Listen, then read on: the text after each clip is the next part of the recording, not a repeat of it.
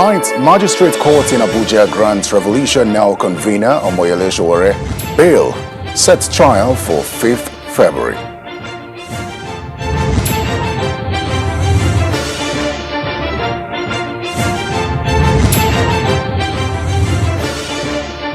Reactions continue to trail emergence of Professor George Obiozor as President General of the Ohanaeze Ndigbo. Another faction emerges and questions are raised on the Southeast 2023 agenda.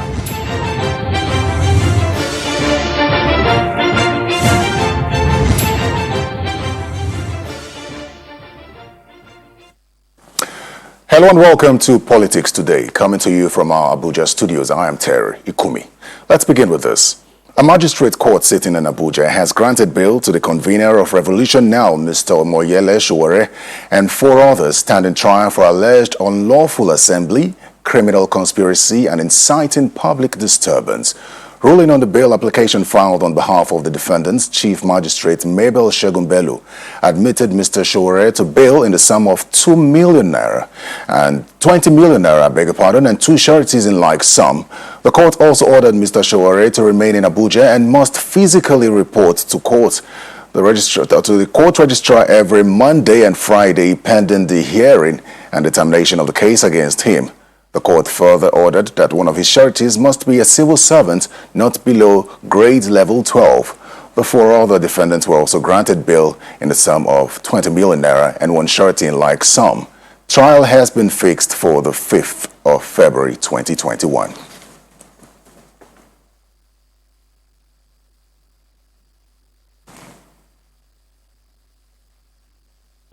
Now to our main story tonight. The national election of the Igbo socio-cultural group Ohanaeze Ndigbo, which held yesterday, the 10th of January, is generating reactions.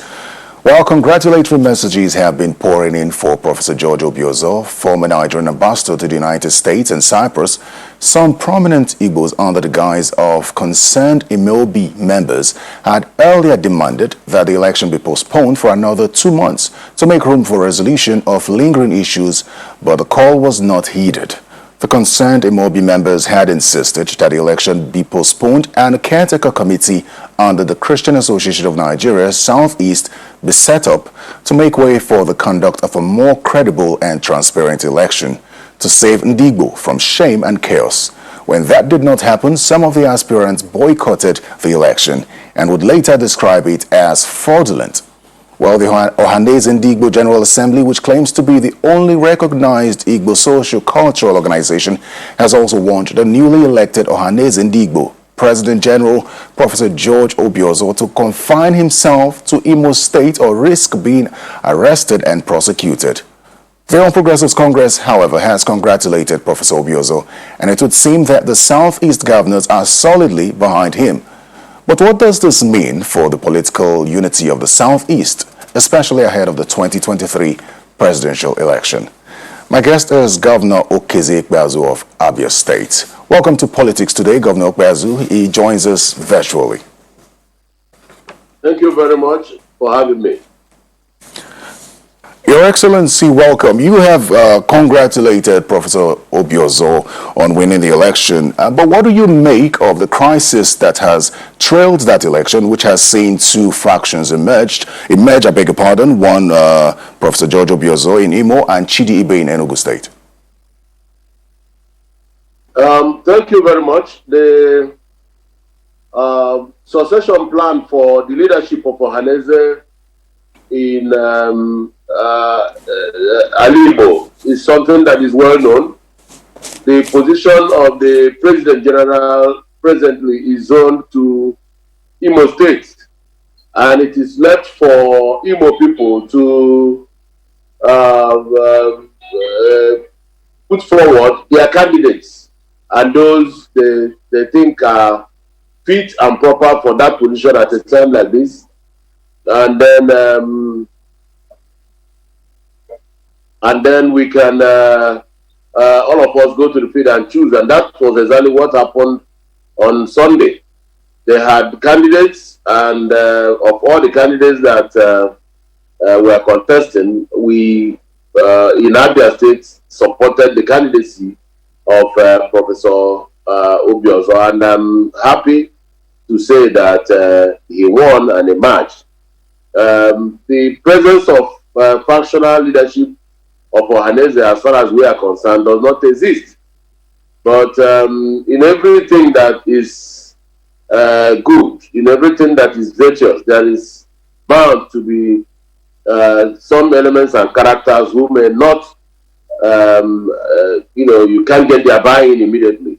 For them, they are free to think in any way they want to think, but leadership of Igbo people at the level of Ohanese and Igbo has been decided, and Professor Obiozor is the President General, and that is the position of our people.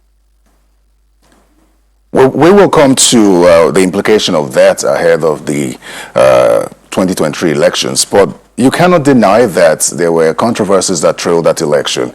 You did say that it was the right of the Imo people to put forward a candidate. Professor Chidi Ibe is also from Imo State, and a number of candidates pulled out of that election. Some of them have described it as fraudulent. What's your reaction to that? Well, the only way you can win an election is to run that election and stay in the election until it's concluded. For those who pulled out, I don't know what their reasons may be, but if you want to run an election, you should have at the back of your mind that you either win or lose. If you are coming to an election with a mindset that you must win, otherwise nobody else will win, that is a wrong thing to wrong approach. And the leadership of Ndigo is not something that at this point we need to deploy sentiments to arrive at. We have to look at the pedigree of the candidates. We have to look at somebody that has the clout, visibility, and capacity to interpret the vision of Ndigo at this critical moment. There's a backdrop of our interest in the Nigeria polity. And there on the field at Dananyam Stadium, the candidates, those who contested lined up, and those who backed up, that issue is not even properly before me, because backing up could be out of decisions with their family or whatever. But if it is because they think that they must win, then it's a wrong approach to the issue of election. So the matter we understand they had. Your Excellency, we understand that they had called for the postponement of the election. They said that there were lingering issues that needed to be addressed before the election could take place. Why were those calls ignored? At no point will any election be, everybody preparing for election will be 100% ready. When you are preparing for an election, you have to also prepare within the limits of the time that is provided. Some of them try to dig a hole by asking the elections to be postponed, and then they will go into a legal tussle. Some could be paid, some could be hirelings of other political interests or other socio-cultural interests. Some could just be spoilers. Some could be lily-livered candidates. But if you are preparing for an exam, you have to prepare within the framework of the syllabus and write that exam within the time frame. You cannot ask the examiner to keep postponing the exam because they are not ready. At no time will all the candidates be equally ready. So you go into an exam as prepared as you can and then deal with it within the time frame that is provided. In fact, that is also part of the examination. But there was the issue of the Gary Way-led committee, which they say should not have conducted this election based on the peace agreement reached in Owerri. Are you aware of the peace agreement reached in Owerri? Well, I will not know about any peace agreement that will exclude the rights or the capacity of a former President General in the person of Gary Way to be able to conduct a free and fair election. Even the elections that trumped up the immediate past President General was contested in court for several weeks. You know, some Igbos are restless characters. They can try to throw up all kinds of things within the polity to see how they can either truncate or have it their way. But the beauty of leadership and succession is the ability of those that could not have the opportunity to lead at that time to be able to queue behind the person that is leading now. Good thing is that Professor Obiozor is not from Chad or Sudan. He's an Igbo man, and you cannot be more Igbo than Professor Obiozor. And if he is the person that the people of Alibo have brought up at this time, let it be.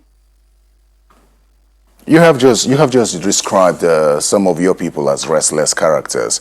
I don't know if that's something you want to stick with or you'd like to explain it. Oh yes, there's no they say the fact. Are we not restless? Even in Tambisa Forest, you will find an Igbo man there. We are everywhere. We are busy people. We are not docile people. To that extent of purpose, I think our people are also sophisticated enough to ventilate their grievances whenever they don't feel happy about an issue. But all that said and done, we think that a time will come very soon when we must keep behind Obiozor and move forward. I don't begrudge anybody, neither do I say that the restlessness is a crime in itself. But there's a limit to everything, and I think that they have expressed themselves, they have pushed the frontiers of their luck, put themselves forward to serve Ndibo at this time. But we think we have somebody who is capable, very capable. Very well, then here's what Professor Basil Onyacholam said. He said that Obiozor has been elected under an illegitimate platform and they were duly served court processes before they embarked on the said kangaroo election. He should make sure that he confines himself to Imo State and should not mention anywhere that he is the President General of Ohanese Ndigbo. He says, that's Professor Onyacholam, says, I still remain the President General. I'm in charge, and there's no vacancy in Ohanese Ndigbo leadership. How do you react to that, especially the issue of the court's processes, which he claims was served? Well, I am not aware of such court processes, and if he is approaching the matter from a legal point of view, then it is not his remit to ask Professor Obiozor how to operate. He has been elected in an election that everybody witnessed in a stadium, Dananyam Stadium at Owerri, in the open and full glare of everybody. And the delegates came from Ebonyi, came from Anambra, came from Abia, came from Imo, and also came from Rivers, some part of Rivers and some part of Delta. So are they saying that all these people came for nothing? If he has some legal standpoint, let him pursue it legally and then let the courts do the needful. But as far as we are concerned, the President General of Ohanese Ndigbo, as recognized by Ndigbo, including the Governors Forum, including the major stakeholders in Alibo, and including all well-meaning Igbos, is Professor Obiozor. So, you know, at times people like to be, as I said in one other forum, they like to be drivers in a stationary vehicle instead of conductors in a moving vehicle.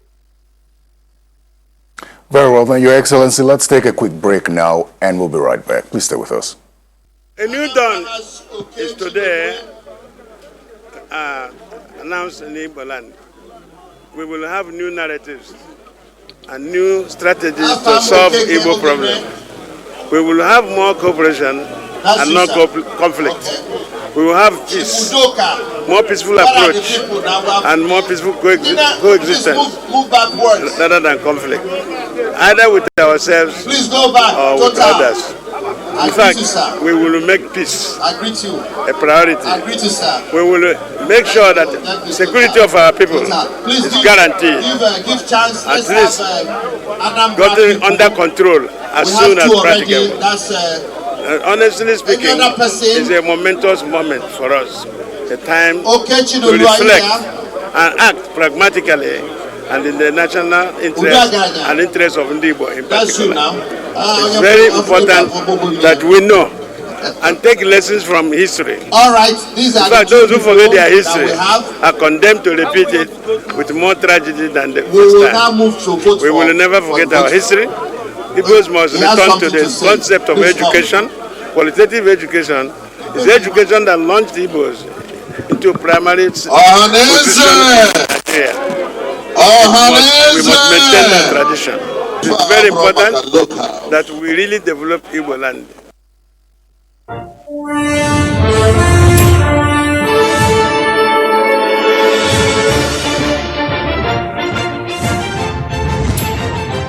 Welcome back to Politics Today. My guest is the Governor of Abia State, Okezie Ikpeazu, and we're looking at the Southeast Agenda 2023 in relation to the emergence of a new Ohaneze Ndigbo.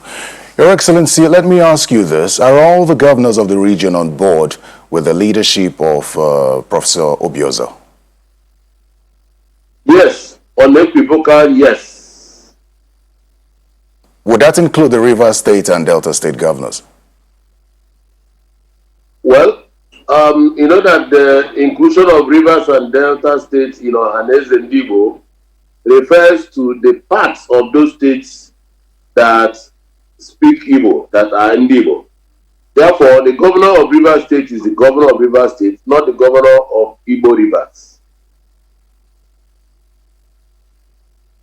Okay, very well then. Now, some have questioned the agenda of the APC as far as this is concerned. 2023, it's almost impossible to separate all of them. For example, the APC has congratulated Professor Obiozor on his emergence. Then there's the issue of Governor of Ebonyi State, Dave Umahi, defecting to the APC, and even you have had to at some point refute claims that you're considering moving to the APC. What's your reaction to that?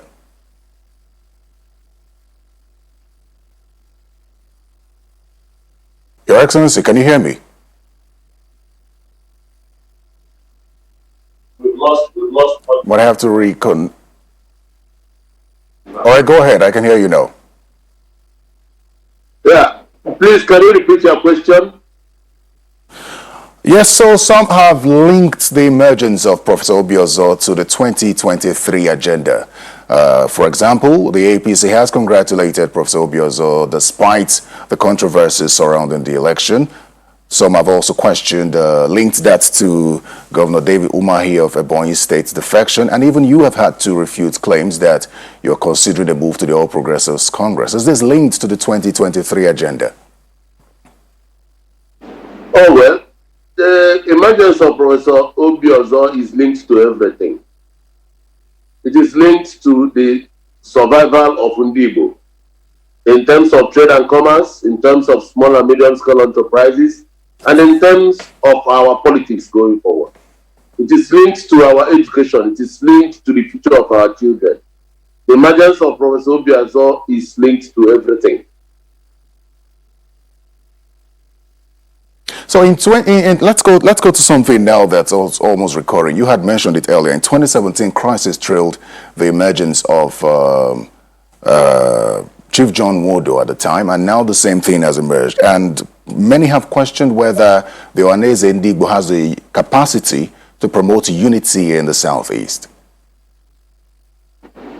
Oh yes, there is no question about that. If you take a retrospective look at the leadership and track record of John Wodo from then up till now, you will notice that the Igbos, for the first time in many years, are more cohesive now than before.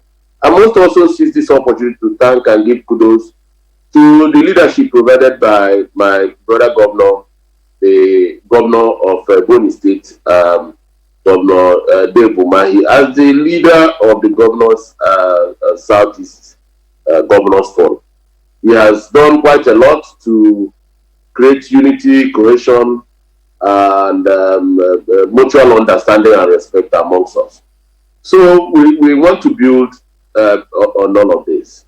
And we want to see how we can exploit to the fullest our potential and capacities to make meaningful contributions to the unity of Nigeria. And we want to position ourselves in a place where we can be appreciated for our role in binding and bonding in this country. And that is the foremost agenda by my calculation confronting this present leadership of Ohanaeze Ndigbo. It will be very interesting to see how the leaders of the Southeast go about this, coming from the statement of the Imo State Governor, Hope Uzodinma, who says that the Igbos have been challenged and that they cannot work together, and now they have to get it right. And in all, according to him, he speaks prophetically that today is a day for change. Is that truly the case? And how are the leaders of the Southeast going to go about the reconciliation process ahead of 2023? Because even you have admitted that this will have a great impact on the 2023 agenda. Yeah. We want to say that we will do everything working together with the governors, working together with Ohanaeze and other social, cultural, and religious organizations that are operating from this part of Nigeria to make sure that we mainstream the interest of Ndigbo. We must now mainstream patriotism and place it over and above our individual interests. But I want to say this to us. I want to say this to the rest of Nigeria and our brothers and sisters from other regions of this country. At no time will any one region will be completely prepared for whatever that role they want them to play at the center. If you want to get to a point where all the families, all the enclaves, all the communities in Igbo land will be speaking in one voice, that is like asking us to go and fetch the moon, because there is no region that speaks completely and 100% in one voice. Even when our Heavenly Father was creating heaven and earth, there was a discordant voice, the voice of Lucifer. So this is part of human nature.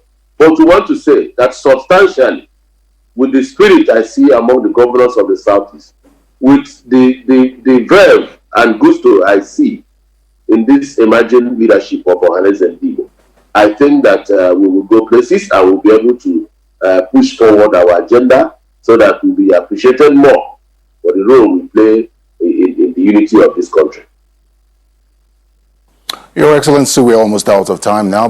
Just before we go, let's look at the handling of COVID-19 in your state. I understand that there are about 3 isolation centers in your state, and the biggest worry for many is that the infrastructure in those isolation centers are questionable. And some journalists have claimed that you have denied them access to those isolation centers. Oh, well, I don't know which journalist. And nobody has. I run one of the most open governments here. I have gone around the isolation center in Aba, the one at Amachara, with journalists many times. The facility in Amachara, we got assistance from ProCavi to equip it. We have patient monitors in almost all the beds. We have ventilators. We have everything that is required to keep it. I don't understand. I will be willing to take journalists round even tomorrow morning if need be. So this may just be the handiwork of propagandists and those who think that they have no other vocation than to demarcate Abia. Abia State is one of the few states that has the best record in terms of management and recovery rate of COVID patients in Nigeria today. If you look at the percentage recovery, put it against the backdrop of the number of patients that we recorded positive in Abia, put it against the fact that we started community testing even before it was declared by NCDC, and we are testing much more than many states in this country, and we are one of the states that allowed our isolation centers to remain open even when before the new wave. So the results and the numbers are there. They are not frightful. They are not very bad for us. Our recovery rate is more than 95%. Figures don't lie. This is empirical. I don't have sufficient time to waste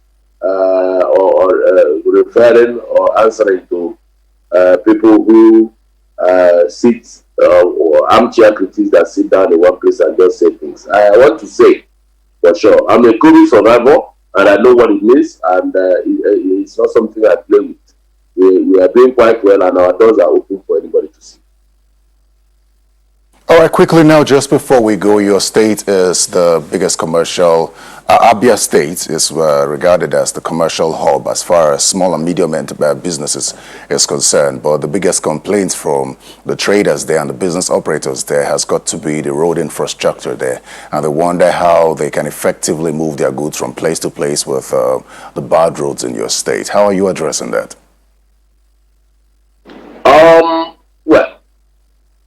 Well, I don't know. I just came back from commissioning 7 roads in Aba alone today. And Aba alone, 7 roads. I went in company of Catholic Archbishop, and all of them were there. Once again, I want to say to you, find time and send somebody to come and see for themselves. Before we came in 2015, or rather, let me go this way. There is no road in Aba today without my signature. I will not, time will fail me if I begin to name them. Who did Fox Road? Who did Ere Road? Who did Osusu Road? Who did Omoala Road? Your Excellency? Who did Uche Food? I don't know. Your Excellency, So, it's work in progress. our time is up. Thank you so Thank much, you. the Executive Governor of Thank Abia you. State, Okezie Ikpeazu, for speaking with us. Welcome very much. And that's Politics Today. Thanks for watching. I'm Terry Ikumi. Goodbye.